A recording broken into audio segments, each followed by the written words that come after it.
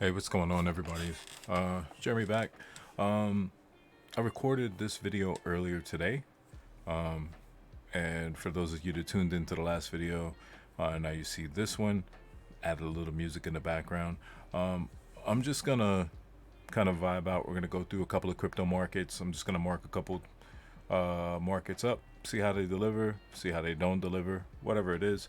I figured I'd start here because we did the Ethereum USD for about a 35-minute video. I may, since I'm kind of recording this and it's not a live, I had initially planned on doing a live, but things happen. I'll probably leave, don't know what side I'm on, a thingamadiggy, thingamajiggy for video up in the corner. So just sit back, relax. Any questions, comments you have, just leave them in comment section down below. All right, I'm gonna turn my mic off and let you listen to some music, and then we'll go find another market. All right.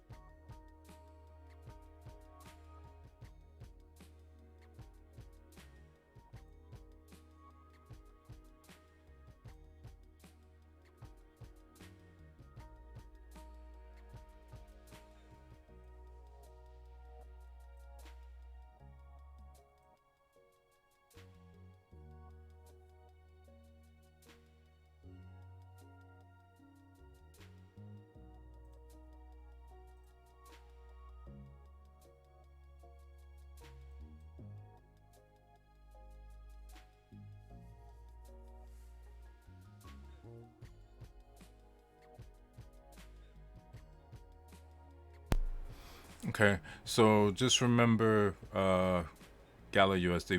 We could sit in and watch, see what happens here for a little bit. Um, I think this one just kind of, this is gonna play around back and forth.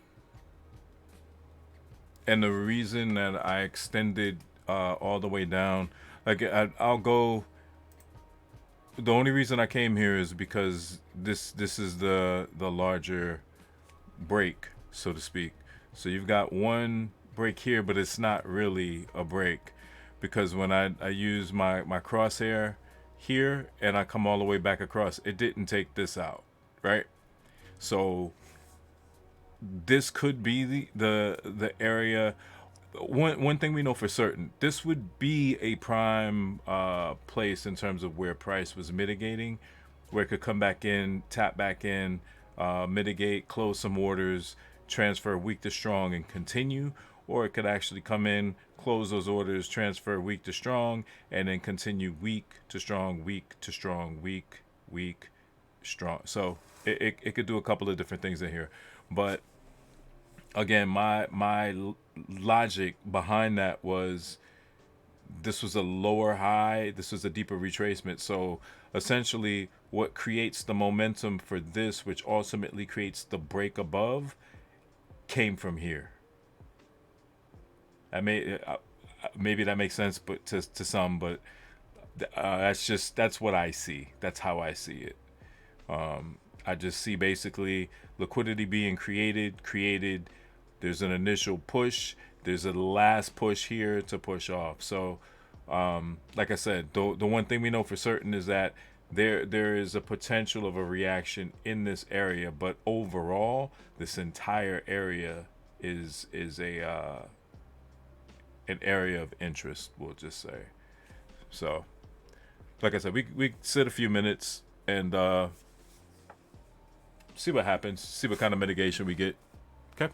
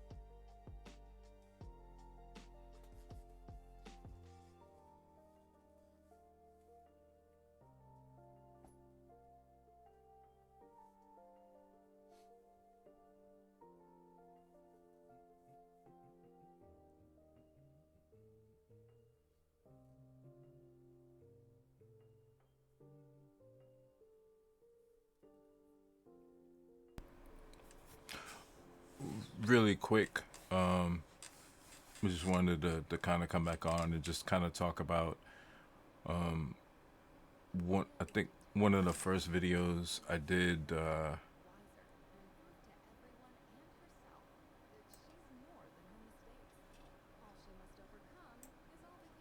Give me one sec. I'm sorry.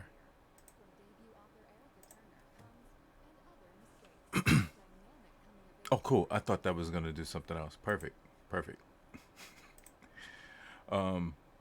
So now I just wanted to mute that for a second. Man, I didn't know that. So much you learn about technology when you think you know one thing's gonna happen, something else happens, and it works out. So one of the first videos, one of the earlier videos I did for this channel, I talked about the ability to just come and spend time on a particular market or between markets, and I talked about I want to say I did it for longer, but like I dedicated like 2 weeks. I just came and sat and picked a couple of markets and I just watched price. I didn't take any trades. I didn't do anything. The most I did was kind of halfway, sort of what you see here. I um I would take out my long short tool and I would look and say, okay, well this looks like, and I just study. And the only thing I would do is maybe put my long and short tool on that potential stop, what I thought a point of interest in terms of where price could have a reaction from to run long or to go short, and that was about it. But there was a like I said, that 2 week span was just sitting and watching price, not really doing anything to try to capitalize on a move or to say, oh, well, this is going to be, we're going to get the bag in the Kessa and this is going to be the one that's going to, have us move on up to the east side, that deluxe apartment in the sky. So, no, just sat and watched. So, this is kind of, and I know some would come to this video and they would sit and go, why the hell am I going to sit here and watch a video of a guy that's just watching price? It's a little unusual, isn't it? It's not your typical currency forex video. Shouldn't be. Your typical crypto video should not be. Um, I'm not gonna say that there are not those in this space. There are a lot. I'll say that there are a lot that are more talented than I am in this space. Um, but the reason that I'd even gone as far as this video today, the previous video today, putting my face with, my name on a channel, and the attempt to even get into this space where somebody could say, well, there's so many people out there doing um, YouTube content and videos on Forex, on indices, Elliott Wave, smart money concept, ICT, blah, blah, blah. It's like, who are you and what do you have to offer? Well, the crazy thing is, um, I, out of all of the creators that I've either come across, some I've had contact and communication with, just to kind of get thoughts and whatnot, not to bash or not to say someone's better than the other, but the one thing that I never really came across in terms of content was somebody that was into currencies, indices, stock trading, um, that would just come on and not try. Like I said, that was one of the things that I was pretty adamant about. Still am. Now that you can see a face and you can see me say, like I had no intention, no envisioned process of, hey, I want to get to the point where I can show some people, hey, I know what I'm doing, I know what I'm talking about. Hey, come buy my course. I don't want to sell a course. Um, you just look for an unfettered uh, idea of what somebody's I don't want to say struggles, but a legitimate insight into what the mindset is, the behind the scenes, so to speak, of how do you get to a certain bias, right? And again, it's not from a standpoint of, hey, can you show me what you do so that could help me um, get into better positions. It was more so someone that would show that behind the scenes struggle or that trading idea or that methodology that would say, hey, you know what? I never thought about that. Because honestly, until I did it, I'd never actually heard anybody in the space say, um, just go watch price. Seriously. I make no bone, like even my mentor didn't say it that way. What he would say is, he had gone through, you know thousands of hours, like, going through different setups or looking for a similar setup, going, spending hours and hours of learning a process. That's the closest that I've ever heard. me personally, I actually just, like I told you, something said, just, what are you doing this Saturday? Nothing. That inner conversation, you know, and two things come out of that, right? And I'm not going to say 2 weeks solved it, but I would say I came to a very rational conclusion. I felt like after 2 weeks, because this is something that I'm extremely, extremely dedicated and committed to. It helped me out of the mindset, because you can be so engrossed with something that it consumes you to where you want to do it all the time. And when it comes to financial markets, what that equates to, what it turns into, is over trading and not following your plan. In the at the end of the day, there's emotion that gets involved, because again, something that's desirable that you want to do, there is an emotional response, or there's some emotion that plays into that. So that understanding helped me just say, hey, look, go sit and look, and I could learn a couple of different things. One of which is, I don't have to necessarily take a position, but let's just assume, let's pretend, even in a paper trade environment, which is one of the reasons why I keep my paper trade accounts. I have two of them in TradingView. It's one of the reasons why I like to do what I'm doing here with crypto markets. And the crazy thing is, I'll even do it during the week. There are weeks I won't take a trade in my live accounts, but I'll take maybe one or two trades in my paper trade account. And you could say, well, why would I don't understand why?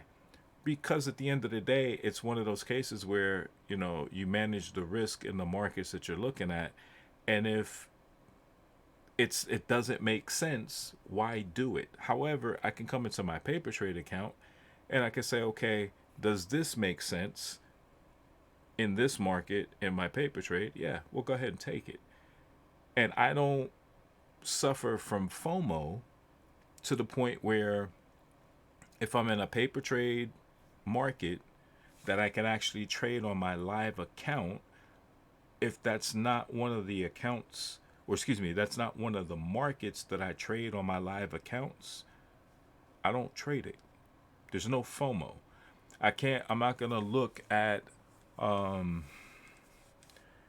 US dollar Mexican peso in a paper trade, and I see that it's going to play out and it's going in my favor in a paper trade. I'm not jumping into one of my live accounts and I'm not taking that. Why? Because I don't trade US dollar Mexican peso. However, I will come to paper trade, and as we talked about in an earlier video today, there's nothing that stops me in going in and reevaluating and refining my trading plan and my process by looking at other markets to see how they move, where they mitigate, where price looks like it's likely to go, the more probabilistic move, like those types of things. It's still the same general concept, and the construct does not change. The markets are just different. And just because that's not something that, is within my trading plan for my live accounts on that side, I don't ever get to the point where, this trade could run this 1 to 10. Well, it's not a 1 to 10 now. It's like a 3 point, what is it, 3.75 or something? 3.87 to 1. So if that's a 1%. But like, I won't look at this and go, golly, oh my God, oh, it's about to run short. Let me jump into my life. No, no. So I say all of that to say, there's an aspect of psychology that goes into what I'm doing today, or what I typically will do. Because if I wasn't recording this video, there's a likelihood that, it's a Saturday, I'm relaxing, I might have on one of my computer screens, which I do here, I'll have my trading view and I'll have this crypto up, and on my other computer, my other computer screen that's here, I might actually be watching a movie, playing a game. I got my sim wheel right here in front of me, so as if you couldn't tell what. So they're different things, but the point in all of this, the message to convey is, when I found myself watching price, when I found myself looking at opportunities, the other thing that I kind of that made themselves or made itself clearly evident is that you can take your emotions out of positions.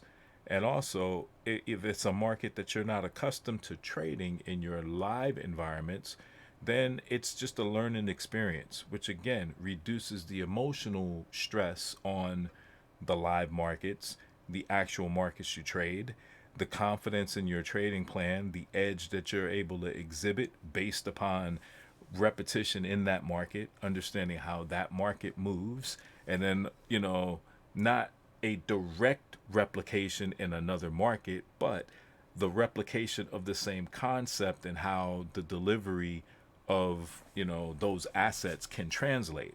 But ultimately, what it will translate regardless to delivery, the one thing that it does bring to you is a certain level of psychological calm.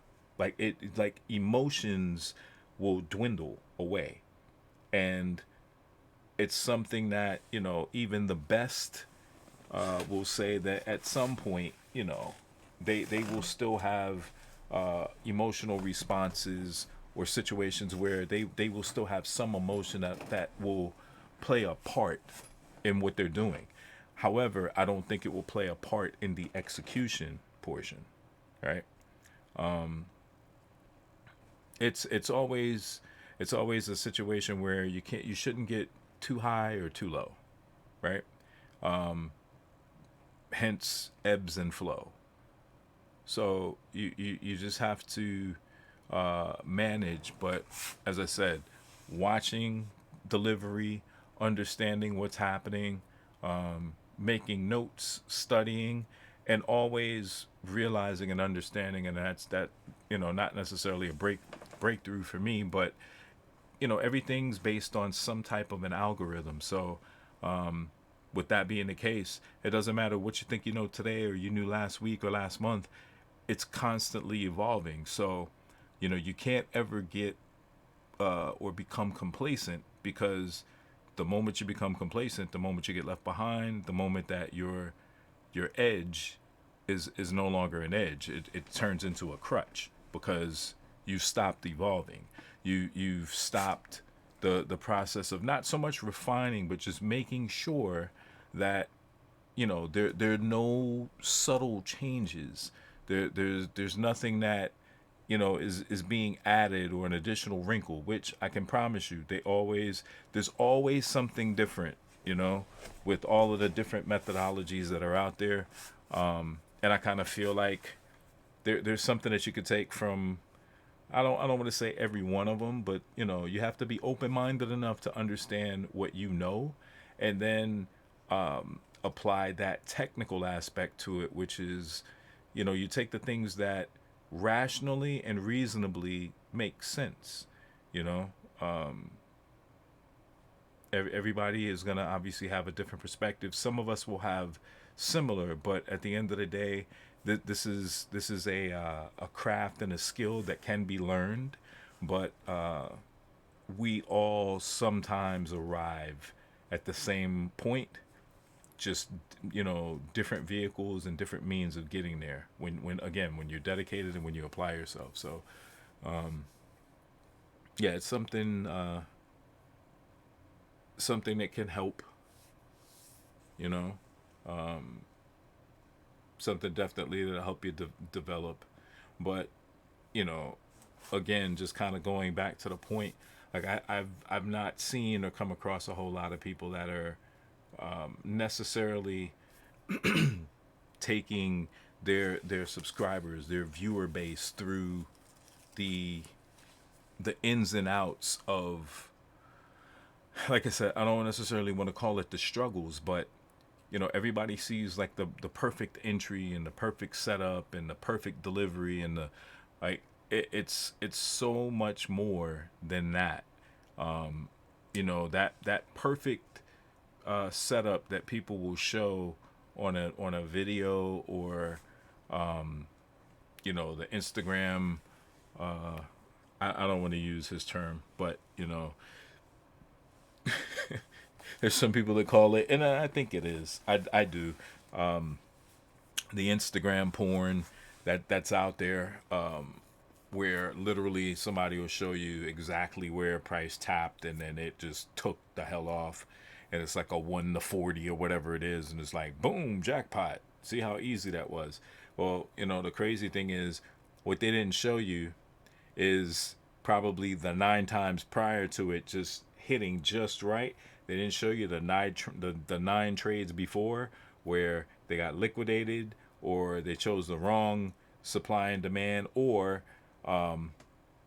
excuse me, let me back up. Not the wrong supply and demand. They misjudged or misinterpreted where price was going, so their bias may have been skewed a little bit. And as I said earlier, maybe the overall bias was right, but again, it's the delivery of price to kind of surmise on or about where you might be.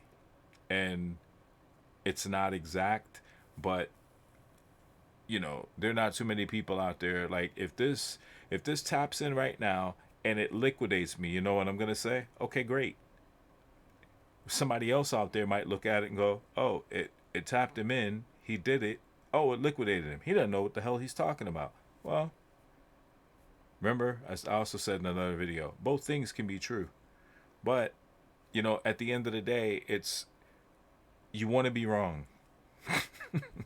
You want to be wrong, and the creators, again, I'm not bashing them, because now I've moved into that space.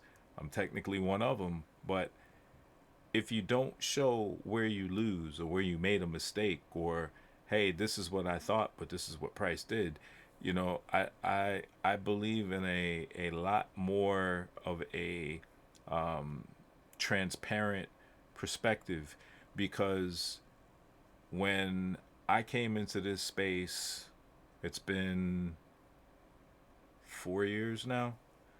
So I'm relatively new compared to a lot of people that have been uh, in the markets and trading and doing all these types of things. I'm new. So 4 years ago, um, it was just strategy. It was, you want to trade, forex, or you want to trade the markets, blah blah blah. You know, here's the 50 EMA strategy. Just wait for the 50 to cross above the 200 and buy, and you're good to go. Stop loss right below the 200 EMA, and then you're good to go. One to 50, boom, no problem. Just go follow it. Like, that's what I came in on. That's what I was exposed to. Now, I'm not saying everybody was but it was the quick, easy. We're all gonna be millionaires. Prop firms weren't as readily available. They were there, but again, to my knowledge, to my mind, it wasn't something that I was aware of, didn't know, and I'm glad. But I also didn't see anybody that was sitting in front of a chart saying, "This is what I'm looking at. This is potentially, the setup that I'm looking at. This is my bias." I wasn't looking for somebody to give me, the keys to the car. I was looking for somebody that was showing me what was under the hood, what components were there, what was available, and studying the components to see how they work together. So I didn't see anybody with the hood up saying, "Hey, come on in. Let me, you know, this is a fix or repair daily, a Ford." For some of you that are not familiar with that expression, you know, uh, here's the battery. There's the blocks down there. You know, here's your radiator, or here's a radiator fan. Here's a serpent. You look down there. There's a serpentine belt, and these two things, or these three things, or whatever. You understand? There was nobody doing that. Now, it's a little bit more vetted, but it's still kind of skewed towards, this is a master class. This is a 3 step, 5 step, 10 step, 10 lesson uh, ideology, methodology into this particular concept, and we're gonna cover this, this, and that. So it's still I would say, yeah, it's put in a process or in the context of learning concepts and how to put them together to become profitable. But I think that it's kind of putting the cart before the horse, you know, because until, in my mind at least, um,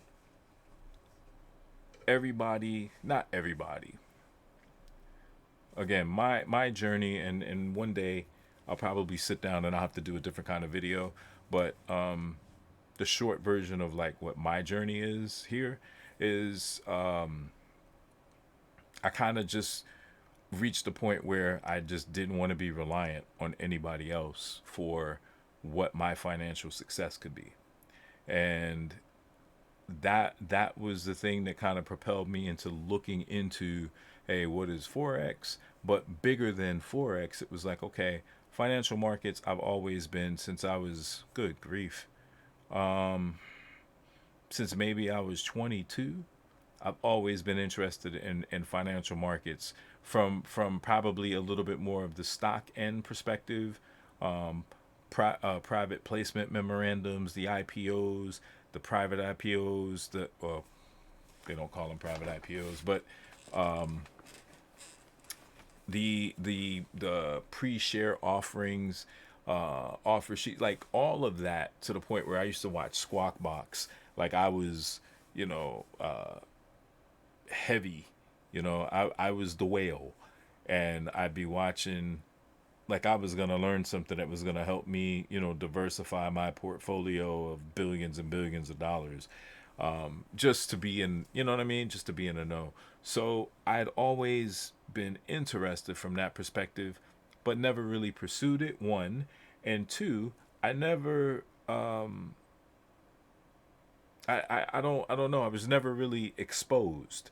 Never knew anybody, and for those that know me, I don't travel in typical circles. And by typical, I would say someone that might look like me. You would think that I would be in certain places, a genre. I'll just say it this way, to be as PC as possible on a platform such as this. The fact that I would be wearing an Alfa Romeo shirt, T-shirt, like Formula One racing, um, like literally just start there, and then we'll leave the rest alone. Um, just start there as your basis and go, okay, if he likes that. Oh, and let me not leave out the type of music that I like, which covers all genre. So I guess that's really kind of like that's a push. So that's an even. That's not a plus or a negative. But point I'm making is that there was no one that was around that was really going to give me any insight or give me a clue as to whether or not this was even something that was plausible for me. It wasn't until many years later that I just heard a guy, and it was what he said, but it didn't ring a bell because I didn't know. And that's the wonderful thing. That's the beautiful thing about language, about certain catchphrases and words.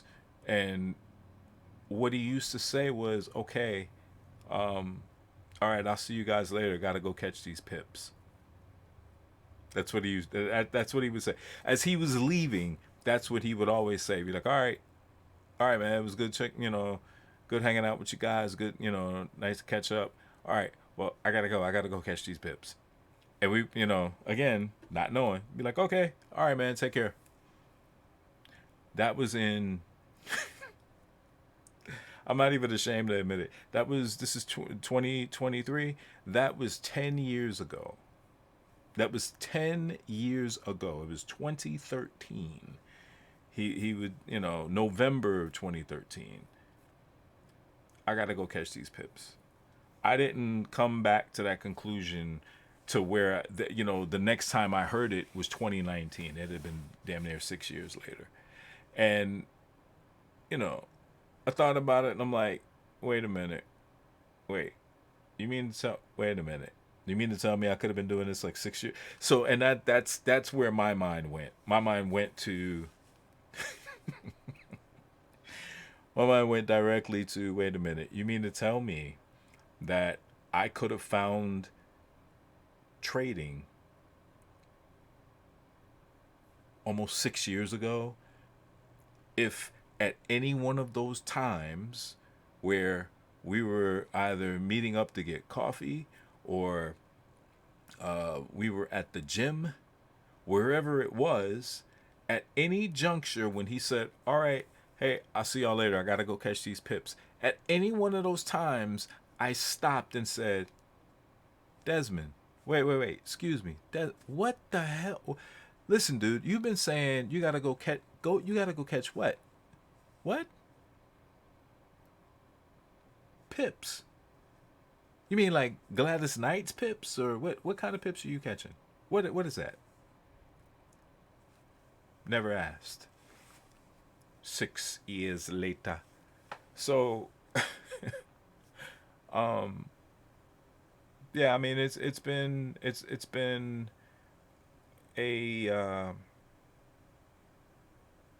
it's been a rough, the first couple of years were rough for me, I would say, because when you're new, it's a lot of emotion.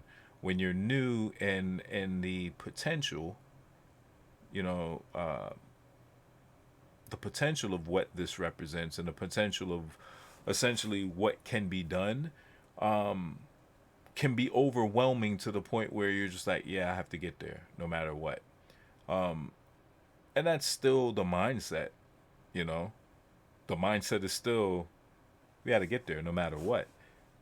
But the emotional governance in that is a big factor in how many times you blow an account, how many times you don't follow your plan, how many times you enter a position based solely on emotion, uh, how many times you're thinking of end goal before you lay the foundation to understand what it is that you're actually doing. All of those things. So stepping stones, and there were. I've never been afraid to learn, and I've never been afraid to go back to the drawing board. Even when I felt like, and honestly, um, I was a year. I want to say I was a year in, not even a year in. I'm not gonna lie. I think I might have been a good 6 months in, and I thought I got it. I got emotionally charged. Like I got it. I know exactly what I need to do. I know exactly, I'm gonna make 5% every week because I got it. Didn't happen, you know. So once that process of settling in to know that you're constantly learning, and there is no "I got it" moment.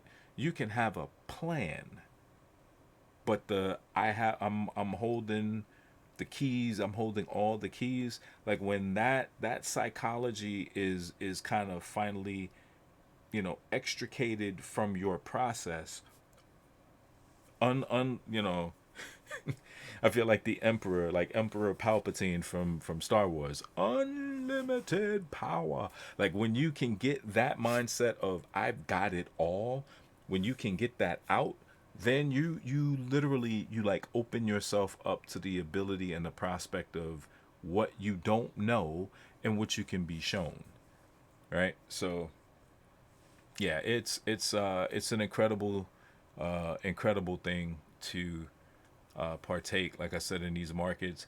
And I realize with all of the doom and gloom that's going on in the world, there are a lot of people that are fearful, and I would say, without getting into any kind of politics or anything, there probably is something to be a little concerned about. However, I think that there is still more potential good than there is bad. And you can call me forever the optimist, but you know, something like this, financial markets, the world is always going to have to continue to turn and go and grow in one form or another, and this is one of those tools and vessels where a lot of people have turned their attention to financial markets, because I think they understand that at a very fundamental level, it's not about, at least for me, it's not about I need all of the money in the world that I can gather, but I can't spend in my life.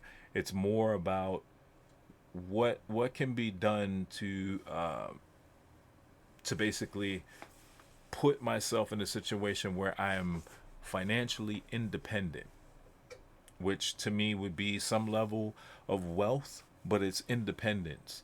Because the excess is not in what I've accumulated. The excess is in what can I do? What am I going to be able to do now that, maybe a year or 2 years or 3 years into the journey, or 4 years as it were, I couldn't do then. Because it's always about some level of give back. And I know somebody would say, "Oh, well, that sounds good. You're sounding all philanthropic and everything," but realistically, that's what it's about. Especially when you can't spend it all. You know, when you cannot spend it all. So yeah, I guess I can get you back to some music, huh? That'll be running my mouth. But yeah, so yeah, it's just playing around. We'll see if it taps in.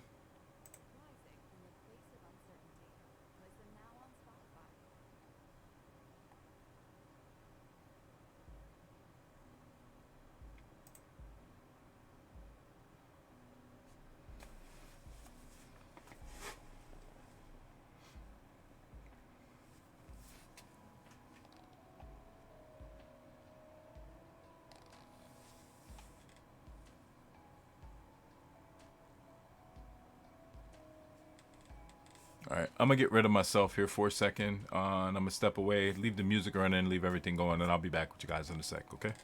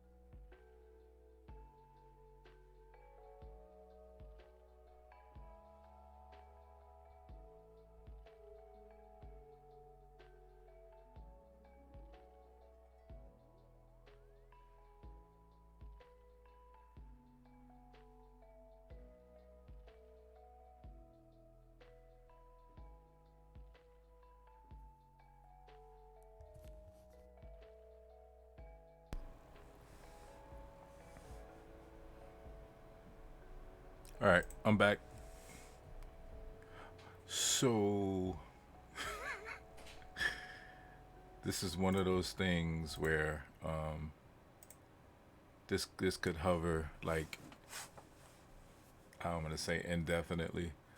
I figured if I went down to the 1 minute, we might be able to see something. But this again, it's one of those things where it's indicative of just it's gonna do what it wants to do when it wants to. But I don't want to keep you guys too long. We're an hour into this recording. So what I'll probably do is just screenshot. Well, let me do it now.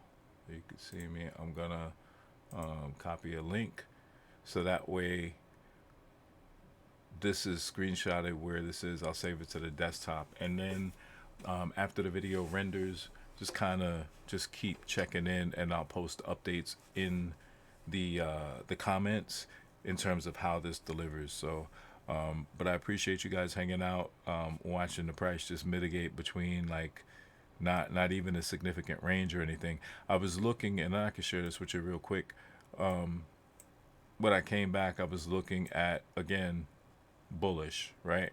So within this bullish zone, what I'm saying, and then I'll go ahead and say it now, so it's recorded before it happens, and somebody's like, "Oh, you're full of shit." um, we're looking at this bullish market break, so ultimately that would be the high taken out. So for me,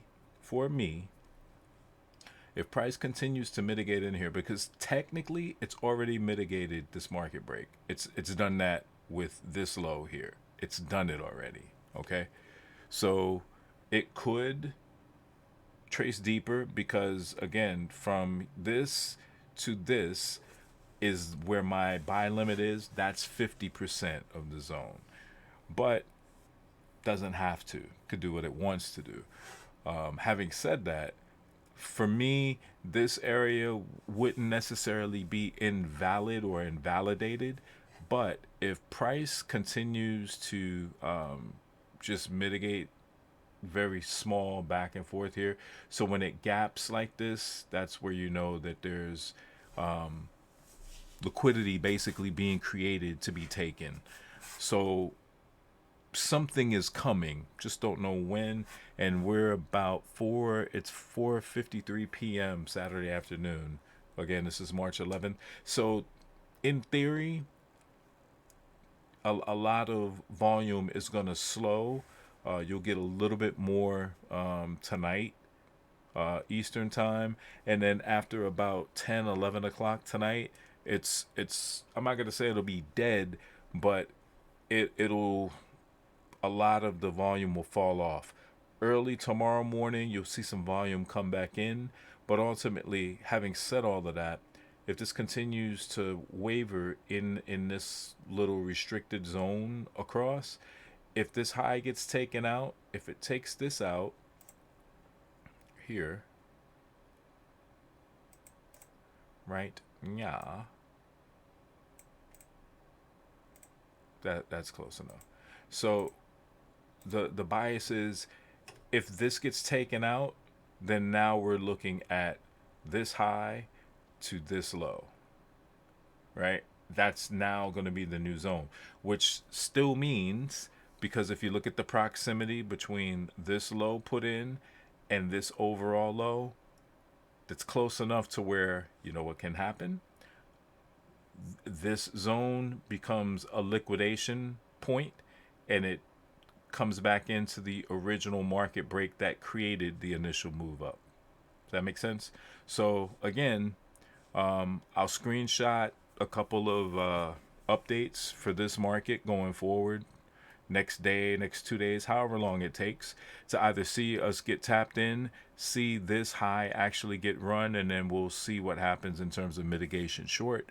See if it mitigates, it absorbs, it pushes back into this MB.